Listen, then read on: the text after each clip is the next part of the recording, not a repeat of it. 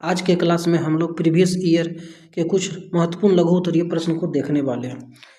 आज का इस वीडियो में हम लोग क्वेश्चन नंबर 21 को स्टार्ट करने वाले हैं। क्वेश्चन नंबर 21 कह रहा है कि बिंदुओं 8, 10 और 4, 6 को मिलाने वाले रेखाखंड के मध्य बिंदु की दूरी बिंदु 2, 4 से ज्ञात करना है।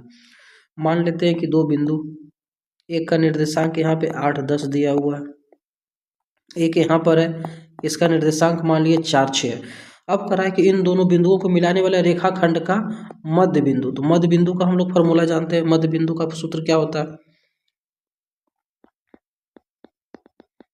यदि मध्य बिंदु का हम लोग प्रयोग करेंगे तो x1 प्लस x2 बटा 2 और एक होता है y1 प्लस y2 बटा 2। तो यहाँ पे x1 कितना है? x1 8 है, x2 कितना है? 4 है बटा 2। उसी प्रकार y1 यहाँ पे 10 है और y2 6 है बटा में 2। 8 4 12 में 2 से भाग करेंगे 6 चला आएगा और 10 6 16 में 2 से भाग करेंगे 8, यानी इसका मध्य बिंदु का जो निर्देशांक होगा वह 6, 8 हो जाएगा। अब कह रहा है कि इसका दूरी जो निकालना है हमको, मान लेते हैं कोई बिंदु जिसका निर्देशांक 2, 4 यहाँ है, तो इन दोनों बिंदुओं के बीच की दूरी निकालना है। तो दूरी सूत्र का हम लोग प्रयोग करते हैं। यहाँ पर से दूरी सूत्र बराबर क्या जानते हैं? x2 माइनस x1 का square plus y2 minus y1 का स्क्वायर का रूट अंडर। x2 के जगह पे यदि 6 मानते हैं तो 6 माइनस 2 का स्क्वायर प्लस y2 की जगह पे 8 मानते हैं 8 माइनस 4 का स्क्वायर का रूट अंडर। 6 में से 2 जाएगा 4, 4 का स्क्वायर, 8 में से 4 जाएगा 4 का स्क्वायर, तो यहाँ पर से हो जाएगा 2 इंटू 4 का स्क्वायर। रूट अंडर है तो इसके बदले 1 4 बाहर निकल जाएगा और रूट अंडर अंदर आ जाएगा। इतना इकाई हो जाएगा इन दोनों बिंदुओं के बीच की दूरी। यही इस क्वेश्चन का क्या होगा? आंसर होगा। अब बढ़ते हैं अगले क्वेश्चन नंबर 22 को देखते हैं।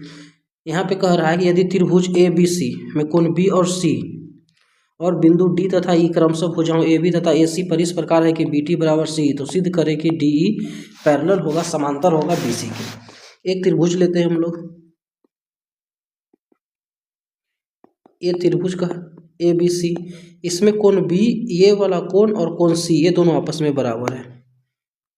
कोण B और कोण C आपस में बराबर है। साथ ही साथ बिंदु D और E क्रमशः भुजा AB और AC पर इस प्रकार है कि मान लेते AB पर यहाँ पे कोई बिंदु D है और AC पे कोई बिंदु E है, तो इस प्रकार है कि DE जो रेखाखंड है समानांतर है BC के। तो हमको का ये वाला जो भाग है, ये और ये है जो आपस में बराबर है, तो सिद्ध करना है कि DE समांतर BC।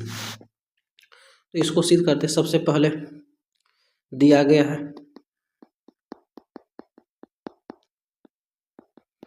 तो दिया गया क्या है? कोण B बराबर कोण C है, साथ ही साथ BD बराबर CE है। उसके बाद दिया गया है सिद्ध करना है, क्या सिद्ध करना है? तो DE पैरेलल जो होगा BC का। अब हम लोग प्रमाण में चलते हैं। प्रमाण में यहाँ पर हम जानते हैं कि यदि दो कोण बराबर है तो इसका सम्मुख भुजा भी आपस में बराबर होगा, अर्थात कह सकते हैं कि AB जो होगा किसके बराबर होगा? AC के। कैसे? बराबर कोण की सम्मुख भुजा, बराबर कोण की सम्मुख भुजा। यदि कोण बराबर है तो भुजा भी आपस में बराबर होगा। कोण B के सामने वाली भुजा AC, कोण B के सामने की भुजा ये AC और C के सामने की भुजा AB, ये भी आपस में बराबर होगा। अब AB को लिख सकते हैं हम, AB किस प्रकार बना हुआ? तो AD प्लस DB। उसी प्रकार AC को लिख सकते हैं हम लोग AE प्लस EC के रूप में। यहाँ पे क्या है? BD और EC बराबर है, BD और EC बराबर है, तो इसको कैंसिल कर देंगे हम लोग, BD और EC को बराबर कर देंगे। यहाँ पे लिख देंगे BD बराबर EC, तो यहाँ क्या बचेगा? यहाँ AD बचेगा और यहाँ पे EC बचेगा, यानी AD बराबर AE बचेगा, AD बराबर AE चलाएगा। अब हम लोग इनके दोनों जो ऊपर का भाग है इस त्रिभुज का AD और नीचे का DB, इस दोनों का अनुपात हम लोग याद करते हैं। तो यहाँ से क्या पता चलता है? AD और जो DB का जो अनुपात होगा वह बराबर होगा, किसके बराबर होगा? AE और इसी के अनुपात के बराबर होगा, क्योंकि ऊपर वाला दोनों आपस में बराबर है। अभी हम लोग निकाल चुके हैं यहाँ पे AD बराबर AE, ऊपर का दोनों भाग बराबर और नीचे का दोनों भाग आपस में बराबर, ये दिया गया। तो इसी स्थिति में इसका अनुपात बराबर होगा। तो सीधे यहाँ पे लिखेंगे कि DE जो होगा यह पैरेलल होगा किसके, BC के। किस आधार पे, तो प्रमेय 6.2।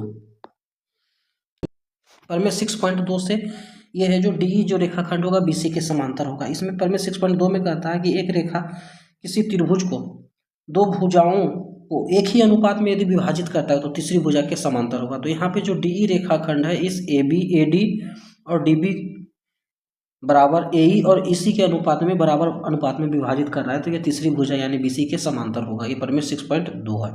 इस प्रकार यह क्या हो जाएगा, प्रूव्ड हो जाएगा। अब बढ़ते हैं अगले क्वेश्चन नंबर 23। क्वेश्चन नंबर 23 कह रहा है कि दी गई आकृति में ST पैरेलल, ST समांतर है QR के, ST 3 है QR 6 है, PST यानी इस त्रिभुज का क्षेत्रफल दिया हुआ है 15 सेंटीमीटर स्क्वायर। त्रिभुज PQR का क्षेत्रफल निकालना। तो सबसे पहले हम लोग चलते हैं त्रिभुज PST तथा त्रिभुज PQR में। ये दोनों त्रिभुज, इस दोनों त्रिभुज में क्या देखते हैं, कोण P जो है बराबर कोण P है। ये क्या हो जाएगा, कैसे लिख सकते हैं इसको, हम लोग उभयनिष्ठ लिख सकते हैं। ये दोनों त्रिभुज के लिए, यहाँ पे कोण P छोटा वाला त्रिभुज के लिए और बड़ा वाले त्रिभुज के लिए भी है। साथ ही साथ इसका कोण S जो होगा कोण Q के बराबर होगा।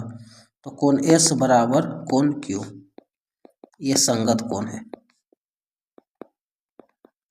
क्योंकि ST और QR दोनों समांतर रेखा है और SQ एक तिर्यक रेखा के रूप में हम लोग कर सकते हैं।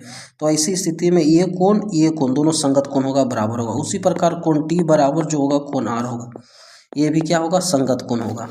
तो हम लोग कह सकते हैं कि त्रिभुज PST जो होगा यह समरूप होगा किसके, त्रिभुज PQR के, AS समरूपता से, AS समरूपता से ये समरूप हो जाएगा। तो जब दोनों त्रिभुज समरूप है तो हम लोग जानते हैं यदि त्रिभुज समरूप है तो त्रिभुज का क्षेत्रफल जो है इसके संगत भुजा के वर्ग के अनुपात के बराबर है।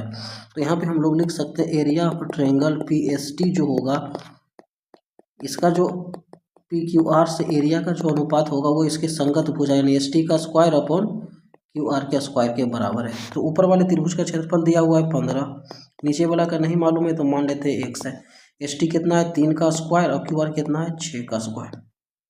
तो ये 15/x बराबर 3 का स्क्वायर करेंगे 9, 6 का स्क्वायर करेंगे 36, 9 से काटेंगे कितना बार में कटेगा, ये 4 बार में कटेगा। x का मान निकालेंगे तो क्रॉस मल्टीप्लीकेशन तिरछा तिरछी गुना होगा, 15 में 4 का गुना करेंगे 60 सेंटीमीटर स्क्वायर। यही क्या होगा, इस क्वेश्चन का आंसर हो जाएगा। ये दोनों त्रिभुज को आपस में समरूप हो जाएगा या समरूप कर सकते हैं। यदि त्रिभुज समरूप है तो इसका जो क्षेत्रफल होगा इसके संगत भुजा के वर्ग के अनुपात के बराबर होता है। अब बढ़ते हैं अगले क्वेश्चन नंबर 24 कह रहा है यदि किसी वृत्त के केंद्र से 13 सेंटीमीटर की दूरी पर, मान लेते कोई वृत्त है, इसके केंद्र, इसका केंद्र ये है, तो इस केंद्र से 13 सेंटीमीटर की दूरी, तो यहाँ से कोई बिंदु है इसकी दूरी कह रहा है 13 सेंटीमीटर है, उस बिंदु का नाम P है। P से खींची गई स्पर्श रेखा की लंबाई 12 सेंटीमीटर। मान लेते एक स्पर्श रेखा खींचा गया है, इस स्पर्श रेखा की लंबाई क्या है, 12 सेंटीमीटर। यहाँ पे मान लेते Q पे स्पर्श करा है, वृत्त का केंद्र O है, तो वृत्त की त्रिज्या निकालना है। क्या निकालना है हमको, OQ फाइंड आउट करना है। तो यहाँ पे हम लोग क्या देख रहे हैं कि PQ कैसी रेखा है, PQ स्पर्श रेखा है,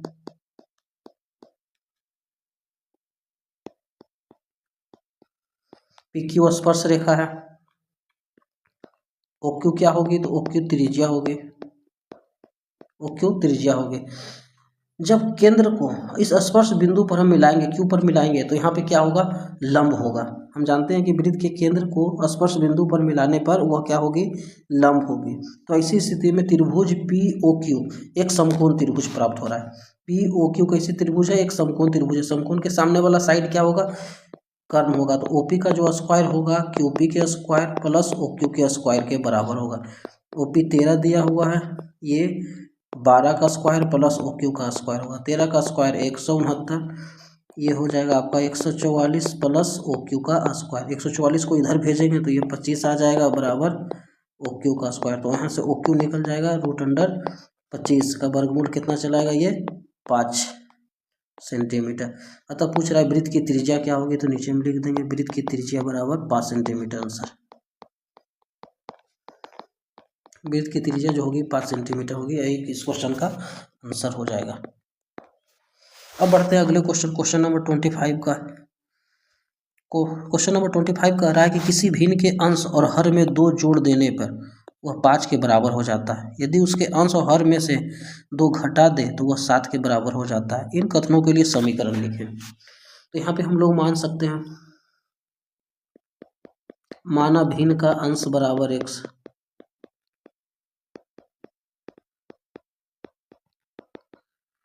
तथा हर बराबर y। हर को y मान लेते हैं, अंश को x। अब प्रश्न क्या कर रहा है, अंश और हर में 2 जोड़ देंगे तो दोनों में यदि 2 जोड़ देंगे तो वह 5 के बराबर आ जाता है। 5 के नीचे कुछ नहीं तो 1 लिख सकते। तिरछा यदि गुना करेंगे तो x + 2 जो होगा, 5 को एक इधर y से गुना करेंगे तो 5y + 10। y को x तरफ लेकर के आएंगे तो x - 5y बराबर 10 में से 2 जाएगा तो 8। ये फर्स्ट इक्वेशन आ जाएगा। उसके बाद आगे, यदि उसके अंश और हर में से 1 घटा दे, पुनः प्रश्न से उसके अंश और हर में से दोनों में से यदि 1 घटा देते हैं तो वह 7 के बराबर हो जाता है। इसी प्रकार तिरछा गुना करेंगे, x - 1 बराबर 7y - 7। 7y को इधर लाएंगे x के तरफ तो x - 7y बराबर -7 + 1 यानी x - 7y बराबर -6 होगा। ये सेकेंड, और ये दोनों जो है इक्वेशन होगा। एक इक्वेशन x - 5y बराबर 8 हो जाएगा और एक हो जाएगा x - 7y बराबर -6।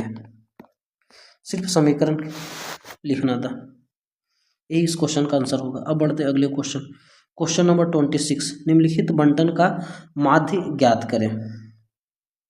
तो माध्य ज्ञात करने के लिए सबसे पहले हम लोग इसको आंकड़े के रूप में सजाते हैं। इसका एक टेबल बनाते हैं। सबसे पहला कॉलम जो है हम लोग लिखेंगे वर्ग अंतराल का,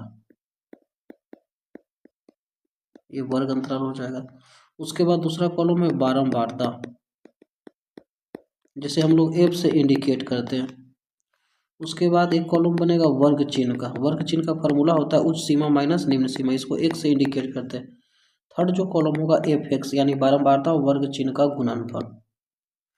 पहला जो वर्ग अंतराल है 0 से 10, उसके बाद 10 से 20, 20 से 30, 30 से 40 और एक है 40 से 50। इस प्रकार से हम लोग एक कॉलम बना देंगे। बारंबारता दिया 8 है, 15 है, 12 है, 16 है, 9 है।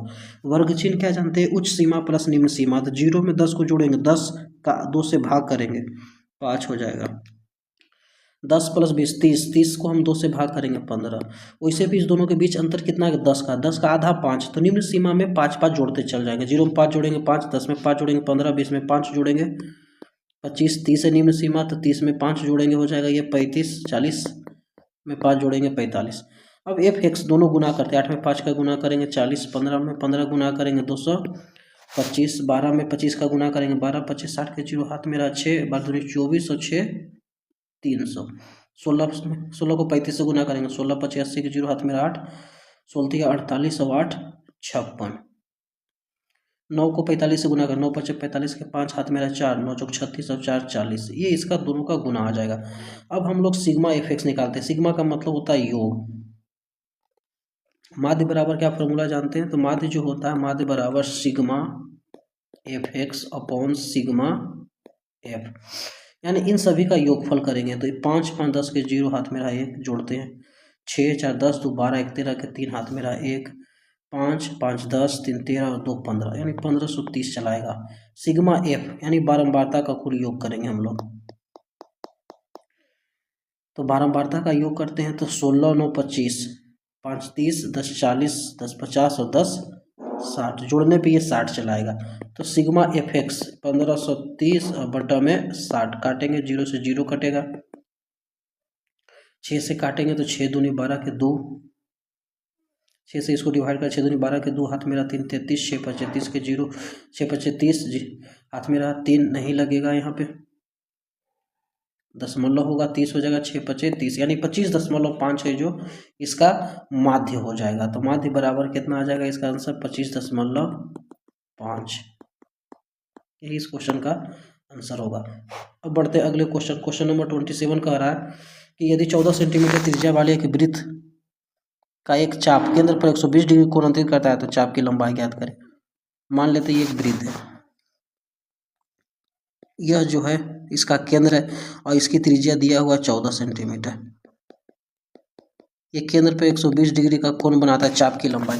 तो चाप की लंबाई का एक फार्मूला होता है 2πr थीटा और बटा में 360 डिग्री। ये चाप की लंबाई का फार्मूला है। 2 पाई का वैल्यू 22/7, आर दिया हुआ है 14 और थीटा के जगह पे 120 बटा में 360 डिग्री। ये 0 से 0 कैंसिल होगा, 12 से काटेंगे 3 बार में कटेगा, 7 से काटेंगे 2 बार में। 22 दूनी 44, 44 दूनी 88, 88/3 सेंटीमीटर इसके चाप की लंबाई होगी। यही इस क्वेश्चन का आंसर हो जाएगा। अब अगला क्वेश्चन, क्वेश्चन नंबर 28 कह रहा है कि यदि किसी लंबवृत्तीय बेलन की ऊंचाई उसके आधार की त्रिज्या की दुगनी है। लंबवृत्तीय बेलन, एक बेलन का फिगर बनाते हैं हम लोग।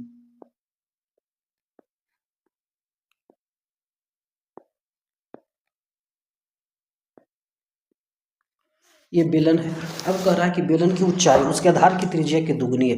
यदि त्रिज्या r है तो ऊंचाई इसका दुगना यानी ये 2r हो जाएगा।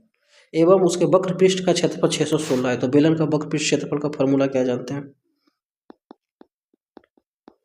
बेलन का वक्र पृष्ठ क्षेत्रफल, बेलन का वक्र पृष्ठ क्षेत्रफल होता है 2πrh। ये क्वेश्चन में दिया हुआ 616 है। 2 पाई का वैल्यू 22/7, आर का जगह पे आर रख देते, एच के जगह पे 2r। यदि 2 से इसको काटते हैं तो 2 तिया 6, 0, 2 से 8। 2 से यदि इसको काटते हैं तो 2 एकम 1, 10, 2 पचे 10, 2 चौका 8। 22 से काटेंगे ये 7 बार में कटेगा। इधर हो जाएगा आर का स्क्वायर बराबर 7 भाग में 7 की तरफ जाएगा गुना में, 7 × 7। आर का मान निकालेंगे, 7 × 7 का रूट अंडर यानी 7 चलाएगा। तो उसके आधार की त्रिज्या निकालें, यानी जो त्रिज्या होगा आधार का 7 सेंटीमीटर है जो आंसर चलाएगा। इसका आयतन का क्या फॉर्मूला होता है? बेलन का आयतन। तो बेलन का आयतन होता है पाई आर का स्क्वायर एच। अब बढ़ते हैं अगले क्वेश्चन, क्वेश्चन नंबर 29। यदि 3 सिक्कों को एक साथ उछाला जाता है तो तीनों पर एक ही परिणाम आने की प्रायिकता क्या होगी? जब एक सिक्का को उछालते हैं तो परिणाम कितना आएगा? 2 परिणाम आता है, एक हेड एक टेल। यदि 2 सिक्का को साथ में उछाला जाए तो परिणाम कितने आते हैं? 4 परिणाम आते हैं। यानी एक हेड हो सकते हैं, हेड टेल हो सकता है, टेल हेड हो सकता है, या फिर दोनों टेल टेल हो जाएगा। अर्थात इसको कह सकते हैं कि 2 सिक्का को उछालेंगे 2 बार आएगा। 3 सिक्का को यदि साथ में उछालेंगे तो 2 × 2 × 2 यानी कितना परिणाम आएगा? 8 परिणाम। ये परिणाम सब है। अब 3 सिक्का को जब साथ में उछालेंगे तो पूछ रहा है कि तीनों पे एक ही परिणाम यानी वांछित परिणाम, तो क्या हो सकता है? या तो हो सकता है कि तीनों पे हेड आ जाए या फिर तीनों पे टेल आ जाए। यानी वांछित परिणाम कितने हमारे पास है? 2 है। और कुल परिणाम कितने हैं? 3 सिक्का को जब उछाला जाएगा तो कुल कितने परिणाम प्राप्त हो रहे हैं? तो कुल परिणाम है 8। तो प्रायिकता वांछित परिणाम बटा कुल परिणाम, वांछित परिणाम बटा में कुल परिणाम। तो वांछित परिणाम 2 है, कुल कितना है? 8 है। 2 में 8 से भाग करेंगे तो 1/4 है जो इस क्वेश्चन का आंसर हो जाएगा। Question number 30। यदि 2 पासे को एक साथ फेंकने पर दोनों पर आने वाले अंकों का अंतर 3 आने की प्रायिकता क्या है? तो जब एक पासे को फेंकते हैं तो एक पासे को फेंकने पे परिणाम 6 आता है। 2 पासे को फेंका जाएगा तो परिणाम 6 × 6 यानी 36 परिणाम आएगा।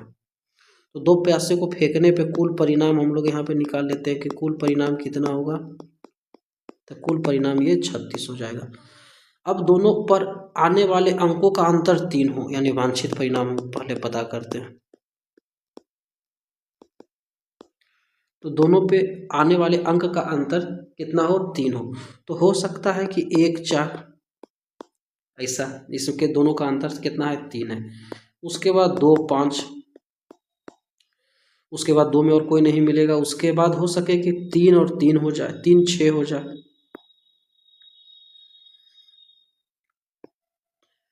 4 4 1 इस तरह से मिल सकता है, 5 2 हो सकता है, 6 3 हो सकता है, और कोई परिणाम जिसके अंकों का अंतर 3 हो, तो अब ऐसा कोई नज़र नहीं आ रहा है। यानी कुल जो वांछित परिणाम है 1 2 3 4 5 6 है।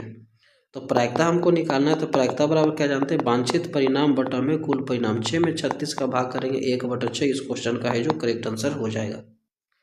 ये प्रीवियस ईयर क्वेश्चन का लघु उत्तरीय शॉर्ट 2 नंबर का क्वेश्चन था। लघु उत्तरीय प्रश्न 30 का 30 सॉल्व करवाया जा चुका है। इन सभी का रिवीजन कीजिए बेहतर तरीके से, जितना हो सके तो सूत्र फार्मूला इन सभी को कंप्लीट कीजिए।